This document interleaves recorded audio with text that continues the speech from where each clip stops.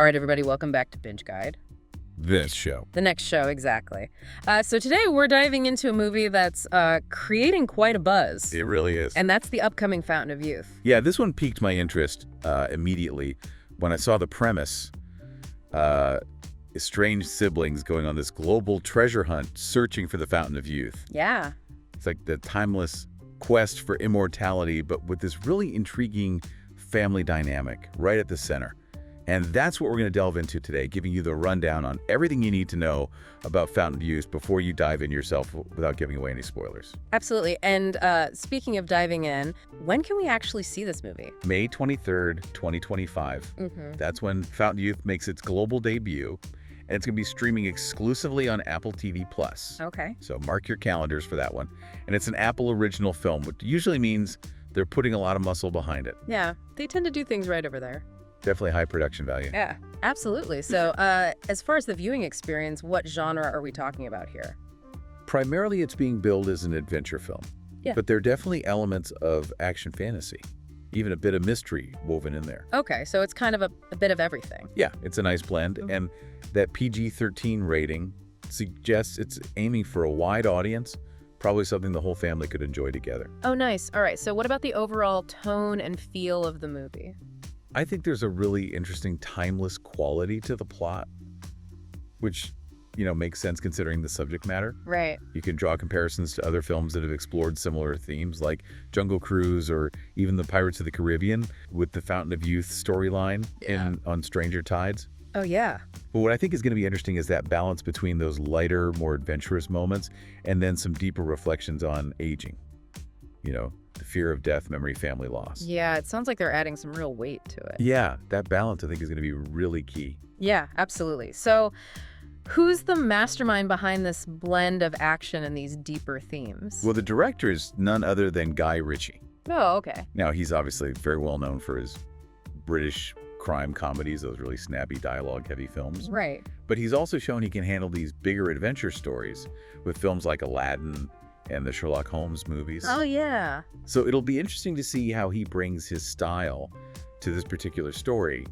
And the setting is really a departure from his usual London crime underworld, taking us on a much more global adventure. Interesting. So a new direction for him in a way. In a way, yeah. But still bringing his own kind of touch to it. Exactly. Okay. And the story itself, who's the writer behind this? The screenplay is by James Vanderbilt, who is also one of the producers on the film, so he's very involved. Okay, so he's been there from the start, pretty much. From the ground up. Yeah. All right. So now we're talking about, we know when it is, what kind of film it is, who's directing, who's writing it. Let's get into the core of it. What's the story actually about? At the heart of it, you have these two estranged siblings, Luke and Charlotte Purdue. Okay. And Luke is played by John Krasinski. Oh, nice. He's depicted as the more impulsive, kind of devil-may-care older brother. Right. And he's a treasure hunter. Okay. Charlotte, on the other hand, played by Natalie Portman, is the younger sister, more reserved, practical, a gallery curator. Oh, wow. Okay, so they are very different. Very different personalities, and that's immediately interesting, what's going to happen when these two have to work together. Exactly. Yeah, how did they get roped into this in the first place? It all stems from their father, a recently deceased archaeologist who had this lifelong obsession with finding the Fountain of Youth. Okay. And he's left behind a trail of clues that forces Luke and Charlotte to kind of reluctantly team up to unravel this mystery that he left behind.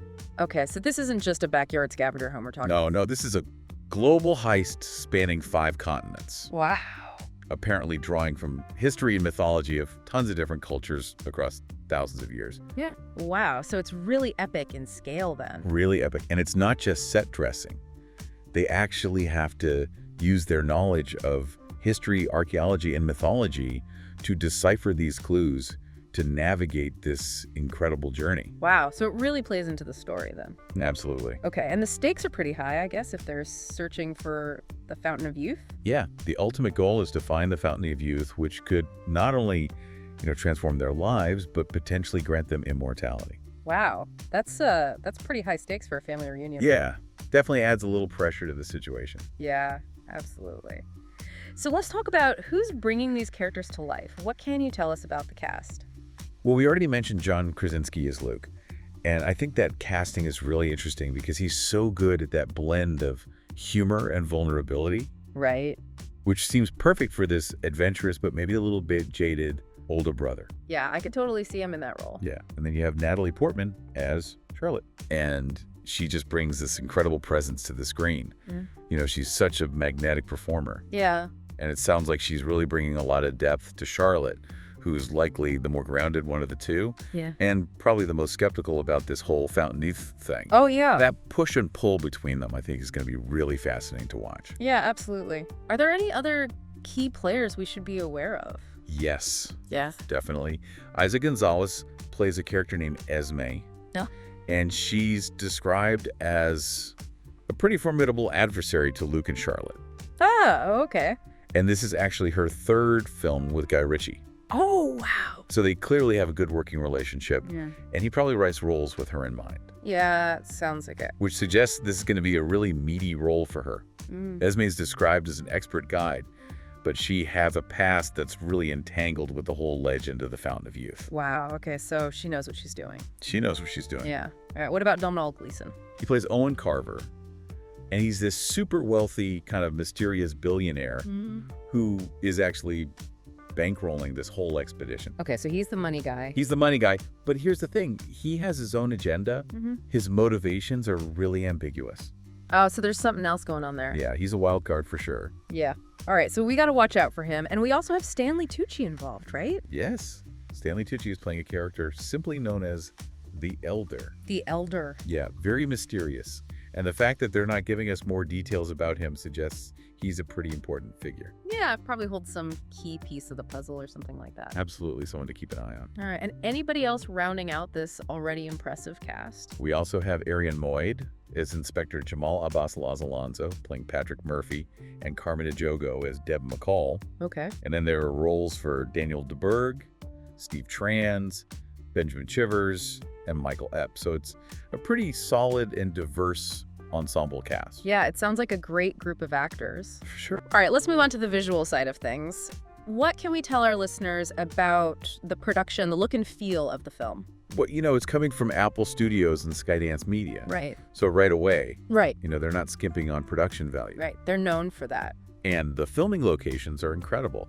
Bangkok, Vienna, Liverpool. Wow. And there are reports of filming in Morocco, Spain, and Scotland. Mm-hmm. So visually, this is going to be a very diverse and expansive film. Yeah. Those are some really beautiful places. I mean, you could get some amazing shots in those locations. Absolutely. All right. So what about the team behind the camera? The people shaping those visuals and the sound? What can you tell us about them? The cinematographer is Ed Wild, and the editing is by James Herbert, and the score is being composed by Christopher Benstead. Okay. And the score is described as this really interesting blend of tension and magic with epic and ethnic sounds, which really seems to fit the global and mythological scope of the story. Yeah, that's a good point. Music can really make or break these kinds of films. Absolutely. Yeah. He can add so much. Yeah. And what kind of visual style are they going for? What's it actually going to look like? Well, it sounds like they're creating a very deliberate visual language. Okay.